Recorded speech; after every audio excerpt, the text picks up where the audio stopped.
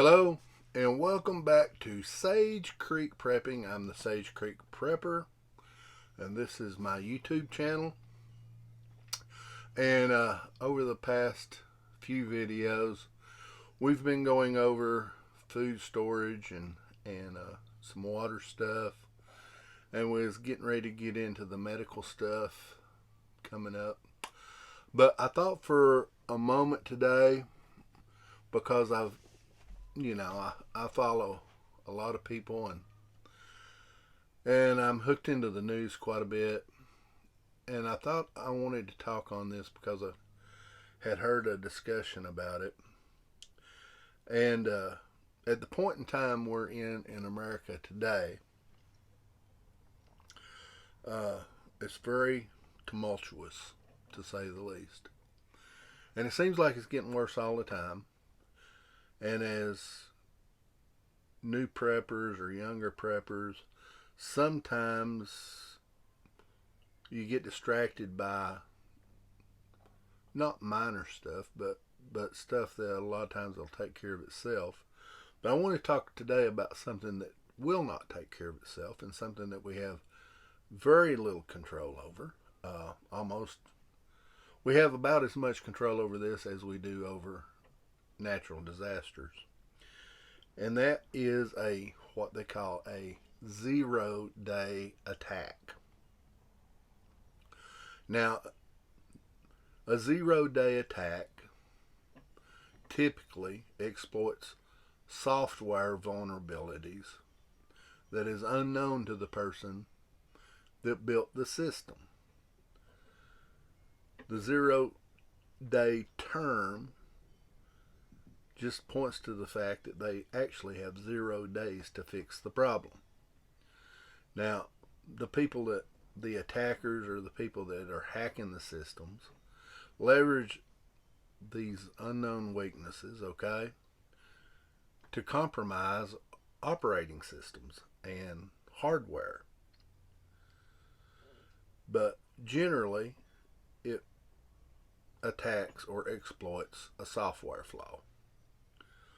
And it happens before the vendors, like Apple would be a vendor, before they can fix the flaw, or Google or Hewlett Packard or AT&T, before they can fix this, they unleash stuff that knocks these systems down. And actually, I don't know what happened to Amazon earlier this week that took down about 50% of their servers was a 0-day attack or not. I don't think they would tell you if it was, but similar things have been happening a lot. Now look, the reason I'm bringing this up is the latest data from years 2024 through so far in 2025 shows a persistent uptick in these attacks. And they think the attacks are going to even increase through at least mid 2026. Now, how they know this, I have no idea. They're a lot smarter people than I am. But they think the attacks are going to get more common and more intense. So, Sage Creek, what's this have to do with me and prepping, really? Well, it's this.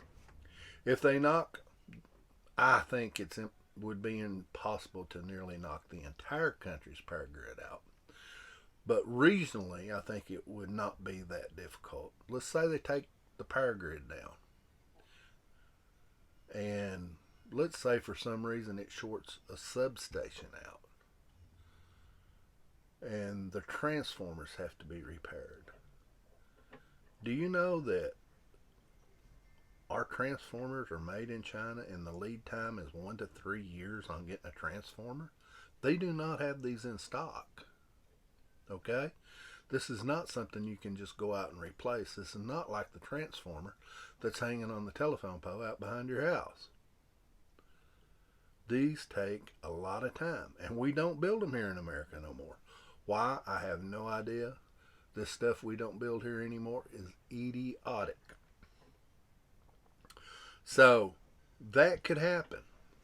Now, look, if people are out of power, that means your grocery stores are not going to be able to keep food. On average, the American grocery store has 3 days worth of food.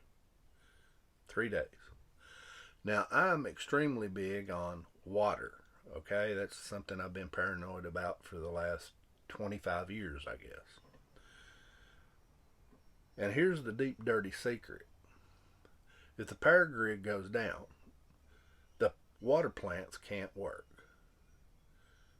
And time again, they try to have 3 days worth of water pumped on average in the United States every day. 3 days worth. But in reality, when something goes wrong, this has been proven time and time again, the amount of water they have on hand rarely goes more than 1 day. And we're talking about being without power maybe a year for a substation, or maybe weeks if it shorts a lot of the smaller transformers out. So my question to you is, why are we not preparing for this like we prepare for our natural disaster or we prepare for civil unrest? When, in all honesty, these are happening in real time almost every day. These attacks are. So I think it will behoove us to really start concentrating on getting our preps ready, because this is going to happen probably sooner than later. And I know a lot of preppers are really paranoid about it, and for good reason. We all need to be. So, one guy I listen to calls it bullets, beans, and band-aids. You need to be sure you've got the 3 B's for sure. Bullets, beans, and band-aids. So, it's food to think on. And next week we'll be getting into medical gear a little more. And until then, I just want to thank you for watching. This is Sage Creek Prepper signing off. And we will see you all and speak next week. God bless.